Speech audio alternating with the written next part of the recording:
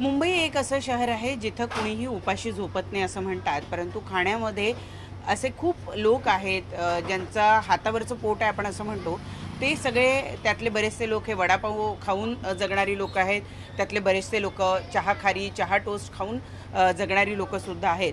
परंतु मुंबईतल्या 70% बेकरी या गॅसच्या अभावानं आता बंद होत आलेल्या आहे. मी सध्या वरळी परिसरातल्या महाराष्ट्र बेकरी इथे आहे. गेली 60 वर्ष ही बेकरी या ठिकाणी सुरू आहे. आता काळ जसा बदलला तसा नवीन नवीन यंत्र येतात, नवीन यंत्रणा आणल्या जातात. परंतु यांचा जो काही बेकरी आहे ही गॅसवर चालणारी बेकरी आहे आणि आज आता हे शेवटचं प्रोडक्शन या ठिकाणी होतं असं म्हटलं तरी चालेल, कारण आजच्या दिवस पुरेल एवढाच गॅस त्यांच्याकडे आहेत. राऊत साहेब आपल्याबरोबर, आपण त्यांच्याकडून जाणून घेऊया काय परिस्थिती आहे तुमच्या बेकरीमध्ये आज. बेकरीमध्ये आता परिस्थिती गॅस आजचा दिवस पुरेल एवढाच गॅस माझ्या शिल्लक आहे.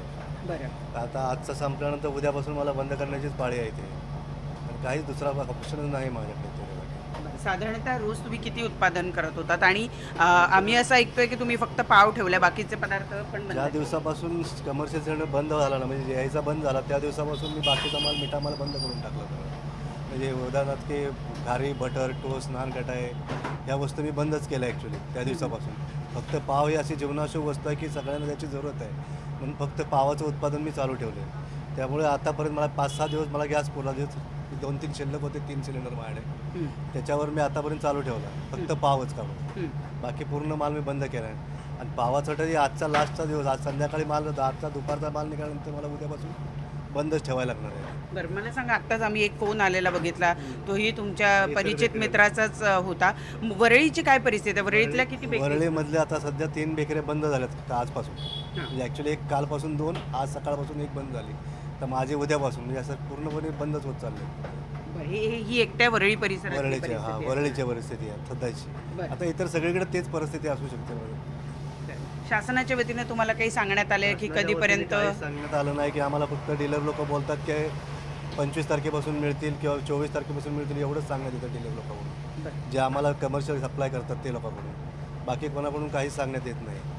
अशी एक मागणी होती आहे की कोळसा असेल, लाकूड असेल किंवा डिझेल याच्या वापराची परवानगी बेकरीवाल्यांना देण्यात यावी, कारण मुंबईतला खूप मोठा एक वर्ग आहे जो बेकरी प्रॉडक्टवर जगतो. जसं मी आत्ता उल्लेख केला की वडापाव खाऊन जगणारी सुद्धा लोकं आहेत.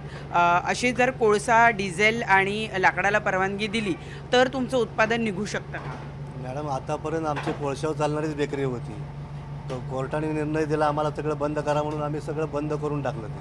म्हणजे तो पुरा स्ट्रक्चर पूर्ण काढूनच टाकायला, त्याच्यावर पर्यायच नव्हतं. नंतर हे 2 ओव्हन घेतले आम्ही. आता याचे अजून इन्स्टॉलमेंट माझ्या बाकी आहेत, त्याच्या पैसे द्यायचे. आता परत ते चालू करायचं म्हणलं तर परत तेवढाच हे खर्च आहे तुम्हाला, आणि तो करू शकत नाही मी आता. तो बरं, लाकडावर वगैरे करण्यासारखी परिस्थिती आहे? नाही.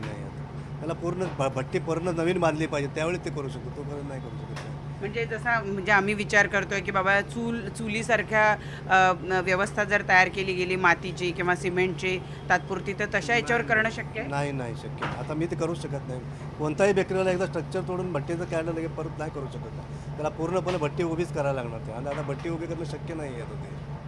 तुम्ही कधी बदल केलाय तुमच्या इथे? मी आता जवळ कोर्टाचा निर्णय लागणार दिवाळीच्या अगोदर, म्हणजे साधारण ऑक्टोबरमध्ये बंद करू, ऑक्टोबर बंद केलं. म्हणजे ऑक्टोबर पर्यंत तुमची खरं तर कोळशावर होती, पण बंद होती. म्हणजे कोर्टाने दिल्यापासून बंद होती, पण ठेवलेली मी एक शिल्लक.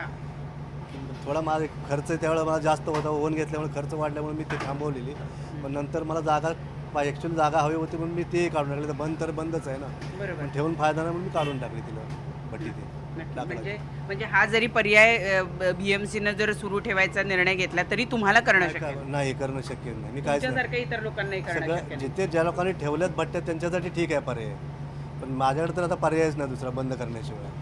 नक्की. आपण पाहतोय की शासनाचा कोर्टाचा निर्णय आल्यानंतर बऱ्याच बेकऱ्या ज्या आहेत त्यांनी आता त्यांचं लाकूड आणि कोळसा याचा वापर बंद करून पूर्णपणे गॅस शेगडी चा वापर सुरू केलेला असल्यामुळे किंवा गॅसवर चालणाऱ्या ओव्हनचा वापर सुरू केलेला असल्यामुळे हे स्ट्रक्चर जे आहे ते त्यांनी पूर्णपणे बदललं आहे. आणि आयत्या वेळेला जर अचानक त्यांना सांगितलं तर ते त्यांना शक्य नाही. आत्ताच्या घडीला आपण पाहतो की त्यांच्याकडे हे सगळे जे काही त्यांचे पात्र आहेत ज्याच्यामध्ये खरं तर बाकीचे पदार्थ बनत होते ते आता हळूहळू रिकामे व्हायला लागलेले आहेत. बरेचशा जे साचे आहेत ते या ठिकाणी रिकामे असलेले आपल्याला बघायला मिळतात. त्यामुळे त्यांचंही म्हणणं आहे की आजचा शेवटचा दिवस आहे, त्यांच्याकडे प्रोडक्शन होत आहे.